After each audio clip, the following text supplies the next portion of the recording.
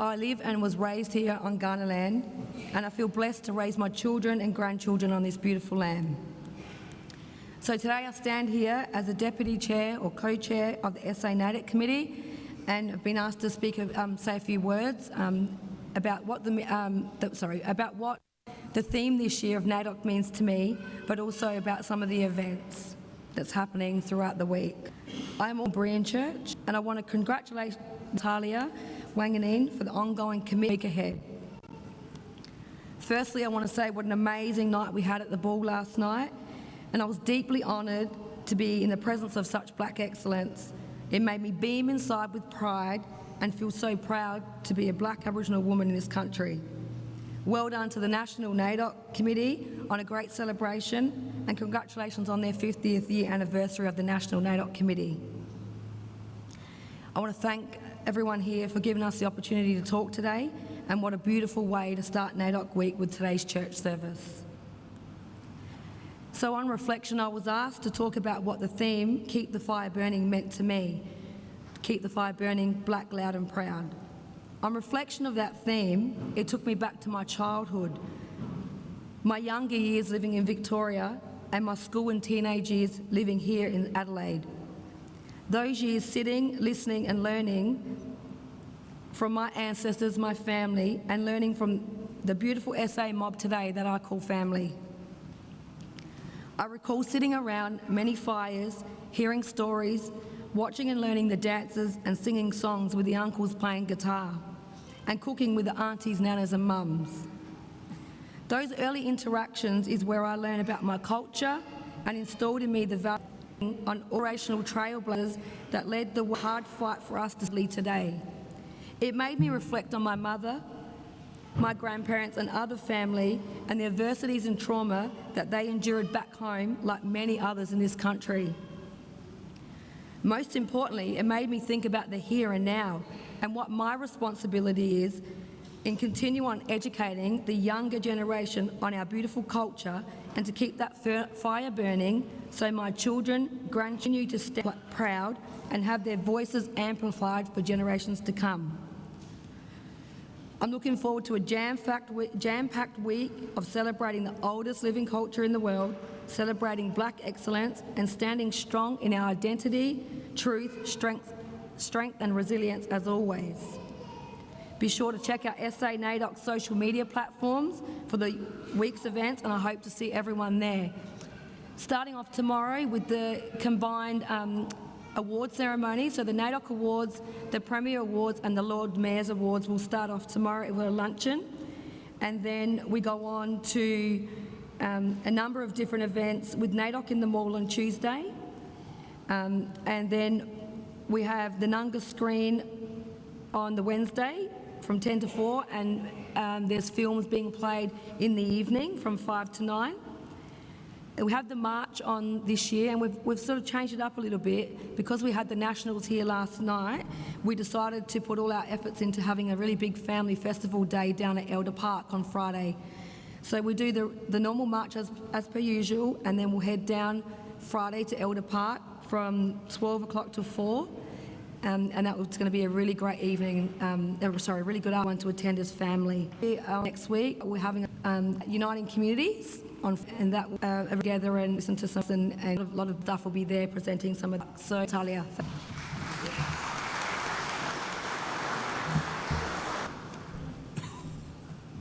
Yeah, you all okay? Everybody's important, but we do have the people present. We have the Honourable and the Minister for Industrial Relations and Public Sector. I've got it right. So I'd like to invite Kyam to come forward and share with us a few words from his heart today.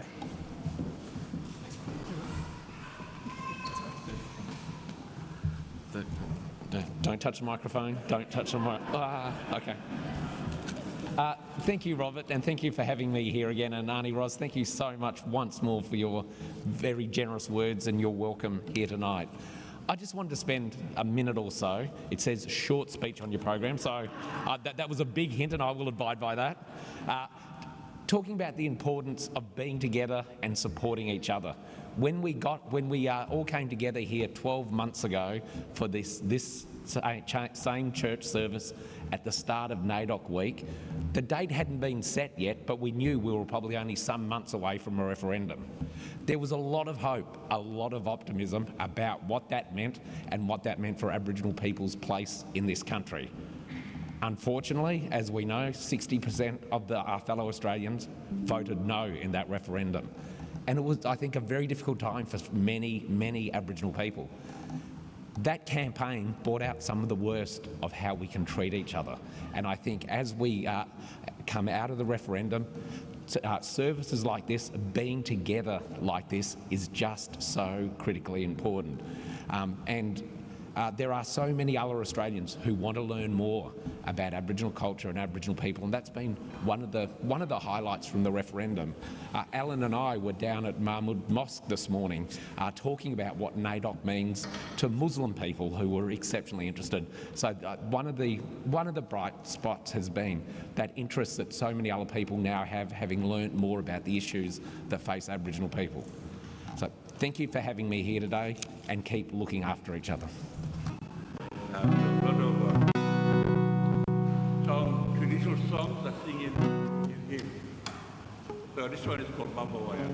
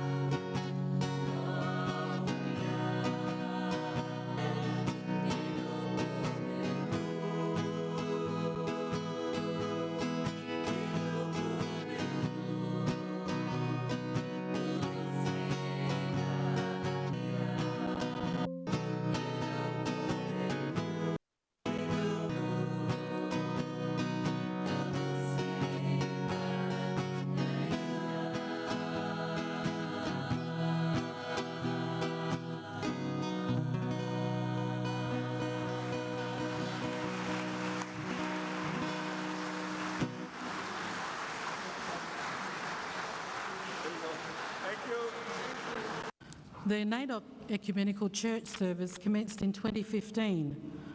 Although there had been a number of years of a NAIDOC church service, and I certainly remember going to church services during NAIDOC week down at the Other Way Centre, and some of you may remember those services. But as Pastor Don mentioned, this service recommenced through the efforts of a very special person who I called Aunty, Dr. Lowitja O'Donoghue. And thank you again to the South Australian NAIDOC Committee for, supporting the service coming back. And we just love it every year, seeing it grow and grow. We might have to find someone next year, Uncle Don. So as part of our service, I would like to invite you all to join with me for a minute's silence to remember those who have passed since we met last year, in support of their families, friends and communities, following which members of Aunty Dr. Lowitja O'Donoghue's family will come forward to light a candle. And I would just like to acknowledge Aunty Dr. Lowitja. She was many things to many people, but to members of community here tonight, she was a woman of very deep faith. And that faith was unwavering, and I know she held on to that faith as she was going in to the time that she would meet her father, Mama God. And she held on to that, and that was a brightness in her life as things started to fade here on earth. Earthly things would pass away, but the light in her spirit was starting to shine brightly. And I just always remember her as that deep woman of faith. She was a very public person, but she held that faith in God. So along with Aunty and other members here tonight who have lost family, let us have a minute's silence, and then I would ask for members of Aunty Dr. Lowitja O'Donoghue's family to come and light a candle. So let's just have a minute's silence. Thank you.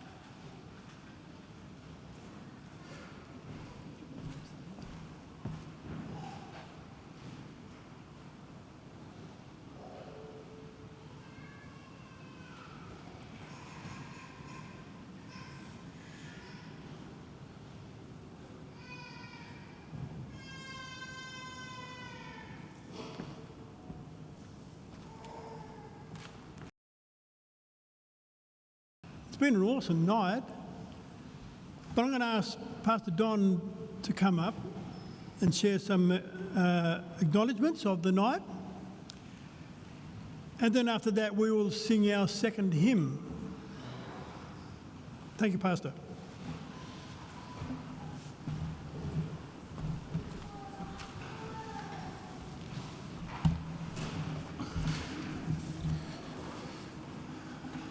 Just thank yous, a big thank you, obviously, to Robert for emceeing, and to all those that have been involved in the service tonight. I always look forward to this night because it's a night of great encouragement.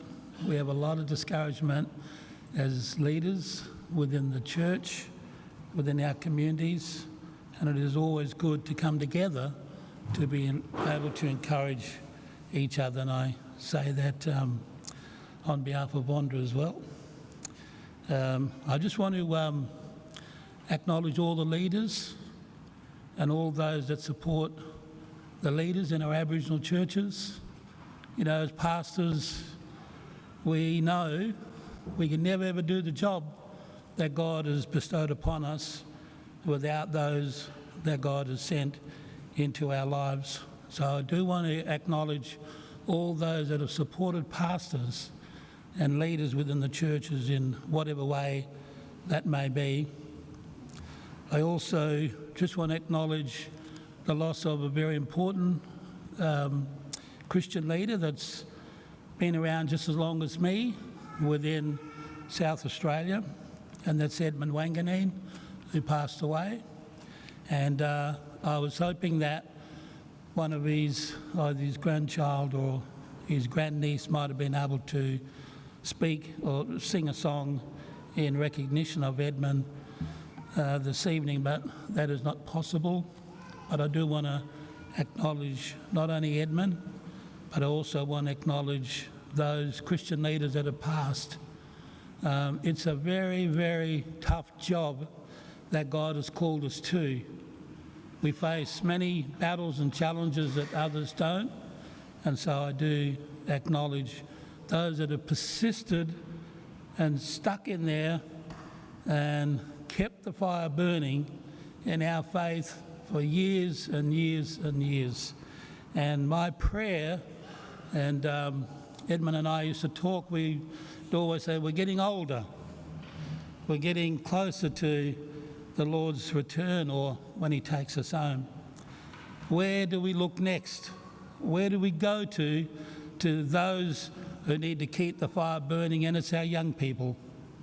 And my encouragement is not only to keep the fire burning within our hearts of who we are as Aboriginal and Torres Strait Islander people in this country, but also to keep the fire burning in relation to our faith, which is so critical to what God has done in our lives and what he will do in the lives of others. And thank you, Joel, for your message. That old message of love. And I remember Edmund and I, like leaders, we never always got on with each other, but the one thing we always used to talk about is there was a commandment that was given by Jesus that if we are his disciples, we're to love one another. And that's how the world will know that we are his disciples. That love is critical in the work that we do as brothers and sisters in the Lord.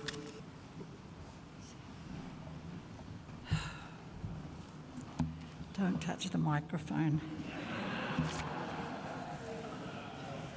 Yeah, thank you. Wow, what an amazing night. Quite emotional, and can definitely feel the love in the room. So I'll see how I go.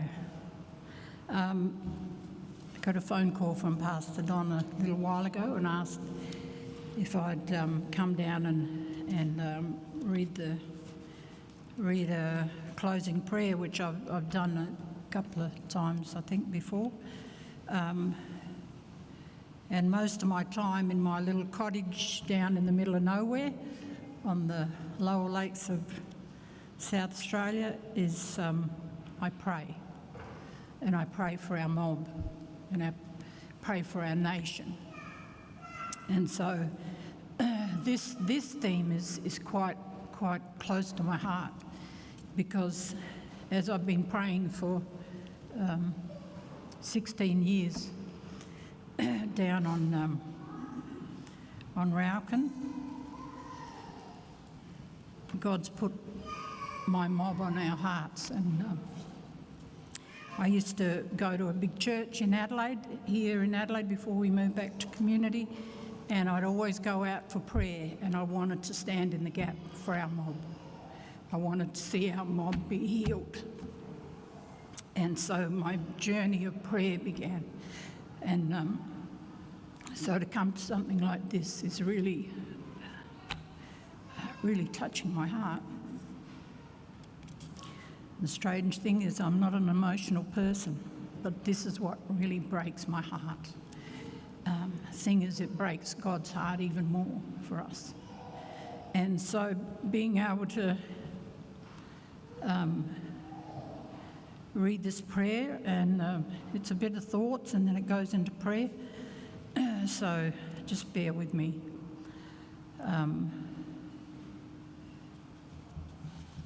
And to be able to focus. So I'm just going to read these words. Lord, you use fire to symbolise your wrath, your judgment. However, you also use it to symbolise your presence and your transformation, your power. In Jewish tradition, it's seen as a representation of God's eternal nature and holiness, and the fire that burns but does not consume. The bush symbolises the divine presence that can be felt but not seen. The burning bush, in the story of the burning bush in the Bible encounter, marked a turning point for Moses and the Israelites. It was the beginning of their journey toward liberation from slavery in Egypt. Moses was tasked with leading the Israelites out of Egypt and into the Promised Land. And the burning bush was a sign that God was with him and would guide him on his journey. Many have gone before us carrying the fire, like the Olympic flame. Then they pass it on to others. And at that time, I thought of Aunty O'Donoghue, and who had recently laid her fire down and passed it on to who was to take it another part of the journey. And then my thoughts went to who of you in this room have the flame and the fire before you? And I think we've heard some tonight who have stood up here and they've had that fire for a long time. And those who've stood up and they knowing that there's a fire there now burning in them. And I heard that when Sister Kveta got up and thought there's a fire starting to burn there, and God's going to continue to use you to stand before many and talk about that fire. And the songs that we've heard tonight. And so, why did God, and what, and how did God, and what did God, and when did God put that fire in us? Some of us, I think, were born with a fire in our bellies because it was passed on from the ones that went before us, our grandmothers, our parents, our great-grandparents, our great-great-grandparents, the ones that met the first missionaries and heard the first story, and a fire started to burn in them and they passed it on. And we stand here today with a fire burning, and I think this is going to turn into a bushfire where we're at now.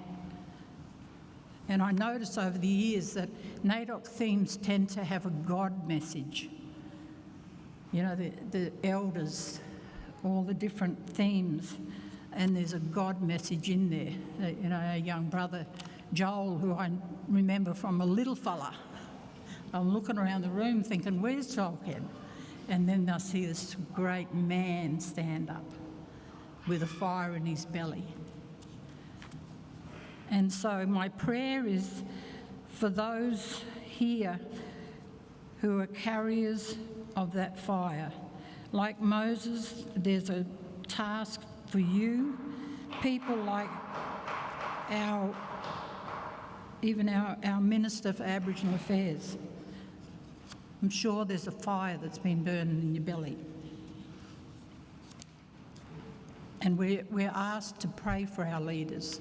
And so I feel for this year, if you're a praying person, put him on your list, because I think we're at a turning point for Indigenous, and we've got to pray for our leaders, pray for our pastors, because there's something ahead of us that this fire is going to... I was sitting there thinking, wow, this is going to be an interesting prayer journey at home, praying this fire. And so I pray for the fire that you carry, and pray you search out this message for yourselves from God. Politics and God go together. When we seek God for his plan, he gives us amazing plans. Amazing plans like he gave Moses to lead a whole nation of people out of captivity into the promised land. It wasn't a little mob like this. It was a huge amount of people taken out of slavery into the promised land, into their liberation, into their freedom. And God can do that when he gives us plans. And we pray for direction. It's powerful, just like Moses saw, just what he heard from God. And more importantly, he followed God. And I pray and encourage you to pray over this coming year as we step into the theme for this next year, and pray for yourselves. What's your fire? Is it burning or does it need stoking? Pray for the leaders that God lays on your heart. Pray for our next generations of leaders, and they're coming fast, and they're amazing. We look around our nation groups. If you watch NAIDOC last night, 1,800 people turned up at that ball, and the awards that were given out to young and old. They're not just our leaders, there are many more, and they're spread all over the place. They're sitting in the red dust up in the lands. They're sitting down by themselves somewhere else. They're in groups, they're leading churches, they're leading youth groups. They could be just putting out the water for us here, but there's a fire in our bellies. And so God prompts you to, maybe he'll prompt you, and maybe he'll give you a word for them. Keep the fire that's come down through the ages burning black and loud and proud. The theme that's echoed, the enduring flame we've had in our culture, shining bright through adversity and celebrating the richness of our heritage, just like Moses and the Israelites as First Nation people. And my prayer is that God's words and plans are key to all this. Amen, and God bless this year. Amen. Pastor Don mentioned about leaders in our communities, and every day they get up and their heart is for our people, and sometimes it's not easy.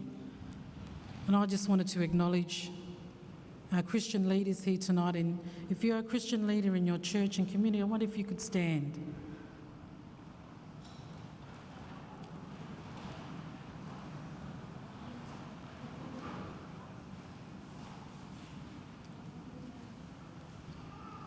And I just want you to remember these people that are standing and pray for them. Pray that God will continue to use them. They come humbly before the Lord. I'm sure they would all say, God, I'm nothing without you, and everything I have has come because of you. And thank you for the words, Rhodes, that you gave. And I just felt tonight, just to read a scripture before we close. It's found in James 14-16. If is any sick among you, let him call for the elders of the church and let them pray over him, anointing him with oil in the name of the Lord, and the prayer of faith shall save the sick, and the Lord shall raise him up, and if he have committed sins, they shall be forgiven him. Look at these beautiful leaders standing here tonight. I'm sure They will make themselves available to anybody here tonight who would like to come, would like some prayer. If you're feeling sick, if you're looking for healing, you know, our people carry a deep, deep hurt from the past, and we don't often get to acknowledge that in our services. But I know that anyone standing here tonight would stand with you and pray over you and ask God to come into your situation and your circumstances and bring some healing and wholeness. So thank you for all that you do in our community. I just want to acknowledge you, and we all acknowledge you tonight. And I just wonder if we can just give a vote of thanks with our hands. Thank you.